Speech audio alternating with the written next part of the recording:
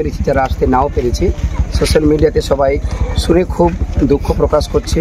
এমনকি মানে দিকে আমাদের পুরুলিয়া, এদিকটা বীরভূম, সারা পশ্চিমবঙ্গে সুবল সরকার, যশোদা সরকার কে না চেনে। সকালে উঠে যখন এই খবর আমরা তো ডাইরেক্ট ফোনে পেয়েছি, নয়ন আমাকে ফোন করেছিল, পিউ ফোন করেছিল। আর এখানে আসার পর মন ভালো নেই। তবে আমাদের শিল্পী সমাজে মানে এক একটা করে বিরাট ক্ষতি হয়ে যাচ্ছে। আর এইভাবে ক্ষতি আমরা নিজেরাই মেনে নিতে পারছি না। কি করে আমাদের এই শিল্পী জগৎটাকে আমরা বাঁচিয়ে রাখবো। তবে প্রত্যেকটা শিল্পীকে আমি অসংখ্য ধন্যবাদ জানাবো যে দুঃখের সময় এসে পাশে দাঁড়িয়েছে।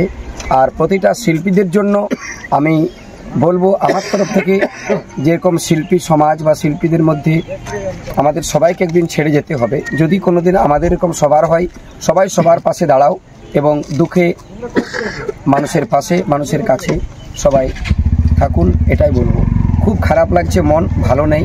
সকাল থেকে এখন পর্যন্ত দাঁড়িয়ে আছি, আমরা শেষ দেখাটা দেখে যাব।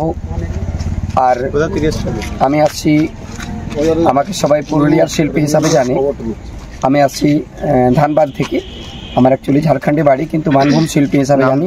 আমার নাম বাদল পাল, নাম না বললেও সবাই চেনে। এরপর বাকি পরবর্তী শিল্পী যারা আছেন, জিৎ দাস ভাই আছেন।